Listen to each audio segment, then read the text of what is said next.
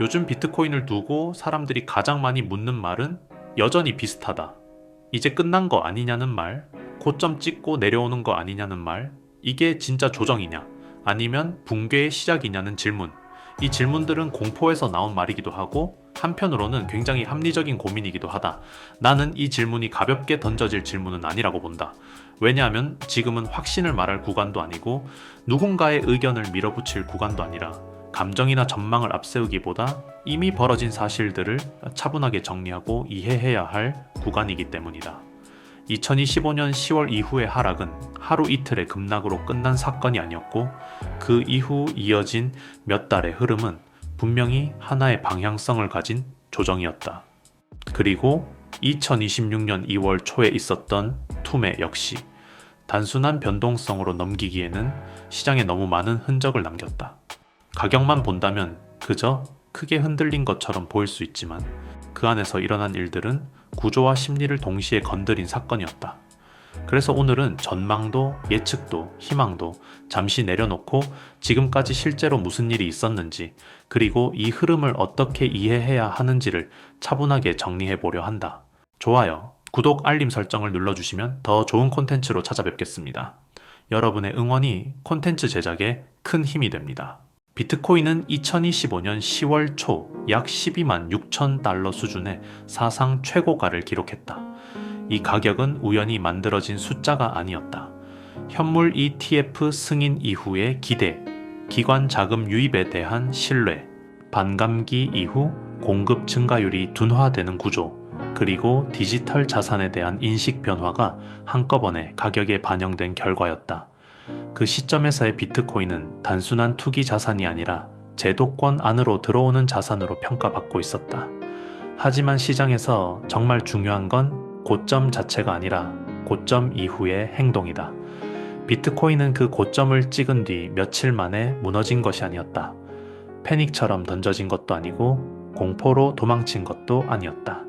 수개월에 걸쳐 고점은 점점 낮아졌고 반등은 점점 짧아졌으며 회복 속도는 느려졌다. 이건 전형적인 추세 조정의 모습이었다. 사람들이 기대했던 상승이 조금씩 실망으로 바뀌고 확신은 보류로 바뀌고 관망은 의심으로 바뀌는 과정이었다. 이건 패닉이 아니라 방향성을 가진 하락이었다. 그리고 2025년 11월 시장은 하나의 분명한 신호를 받는다. 블랙록의 비트코인 현물 ETF에서 단일일 기준으로 약 5억 달러 규모의 자금 유출이 발생했다는 보도가 나왔다. 이 사건이 시장에 준 충격은 단순히 숫자 때문이 아니었다.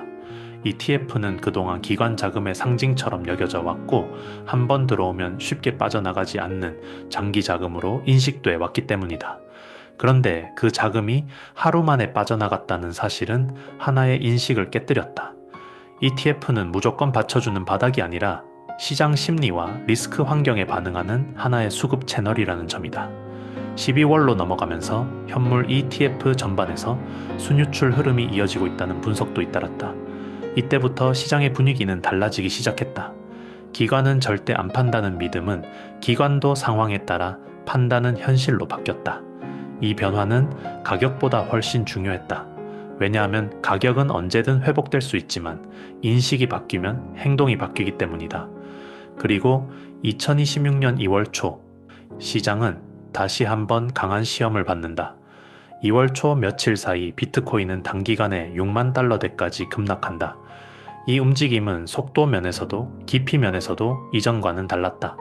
이건 천천히 내려오는 조정이 아니라 순식간에 시장을 비워내는 전형적인 투매 구간이었다.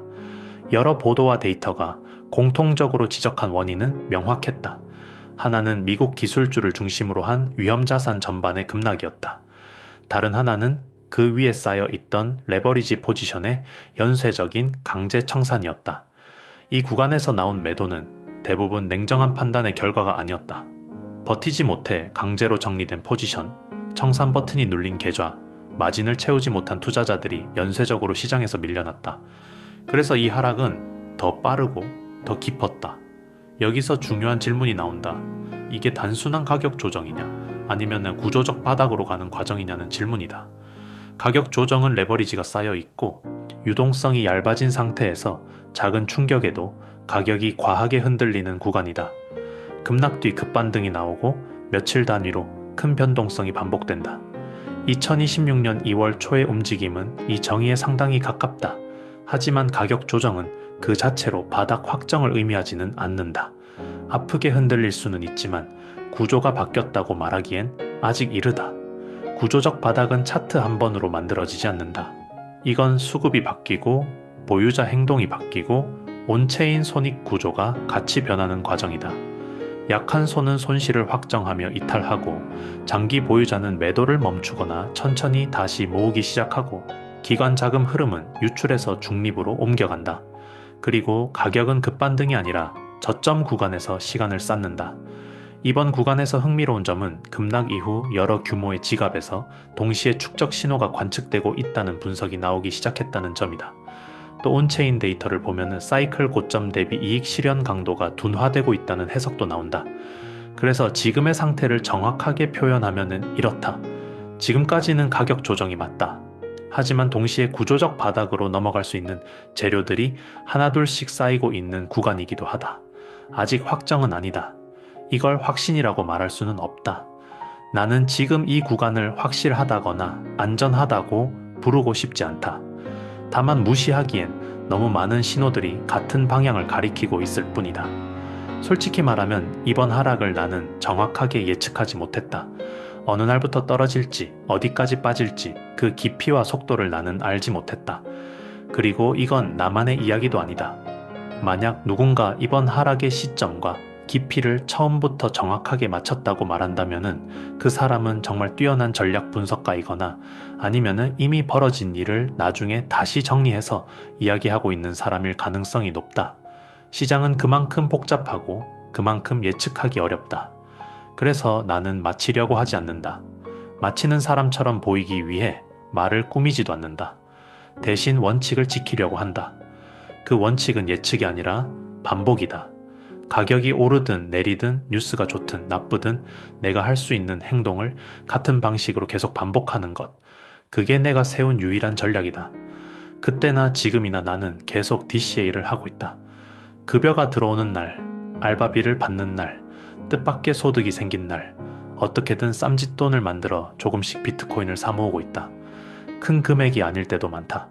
누가 보기엔 의미 없어 보일 만큼 작은 금액일 때도 있다. 하지만 나는 그 반복이 시간을 이긴다고 믿는다. 이번 하락장에서도 그 원칙은 바뀌지 않았다.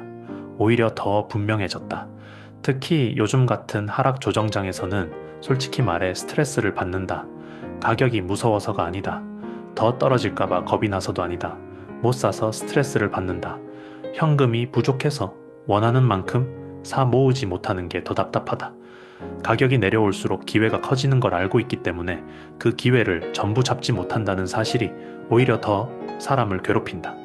그래서 이상하게도 이런 구간이 오면은 나는 더 진취적으로 변한다. 일을 더 열심히 하게 되고 알바를 하나 더 알아보게 되고 쓸데없는 지출을 하나씩 더 지우게 된다. 커피 한 잔, 불필요한 소비 하나, 의미 없는 구독 하나를 자연스럽게 줄이게 된다. 비트코인을 사기 위해 삶이 더 빡빡해지는 게 아니라 삶이 오히려 더 정돈되는 느낌이다. 돈의 흐름이 선명해지고 시간의 사용이 명확해진다. 이건 도망이 아니다. 현실을 피하는 것도 아니다. 내가 통제할 수 있는 영역을 하나씩 넓혀가는 전진이다. 나는 지금 이 구간에서 비트코인을 안 살 이유를 여전히 찾지 못하고 있다. 그래서 실제로 내가 보유하고 있던 삼성전자 주식과 테슬라 주식 그리고 실물금 일부를 매도해 현금을 만들었고 그 자금을 비트코인으로 상당히 공격적으로 옮기고 있다. 이 선택이 편해서가 아니다. 오히려 불편하고 심리적으로도 부담이 된다. 하지만 나는 내가 이해하지 못하는 자산보다 내가 구조를 이해하고 끝까지 들고 갈 수 있는 자산에 더 많은 비중을 두기로 했다. 이건 단기 반등을 노린 선택이 아니다. 이번 달 수익을 위해 하는 행동도 아니다. 지금이 확실해서 사는 구간이 아니라 구조적으로 확률이 조금씩 내 쪽으로 기울어지고 있다고 판단했기 때문이다. 확신은 아직 이르다.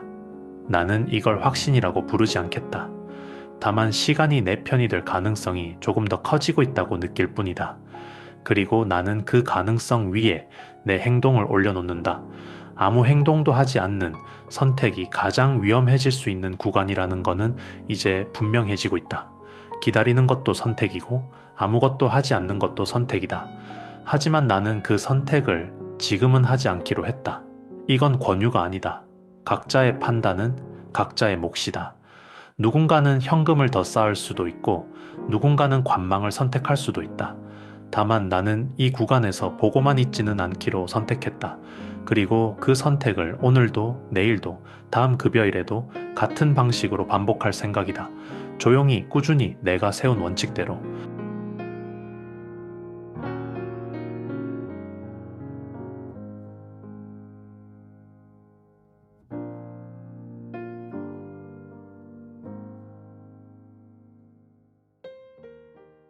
이 영상이 마음에 드셨다면 구독과 좋아요는 큰 힘이 됩니다.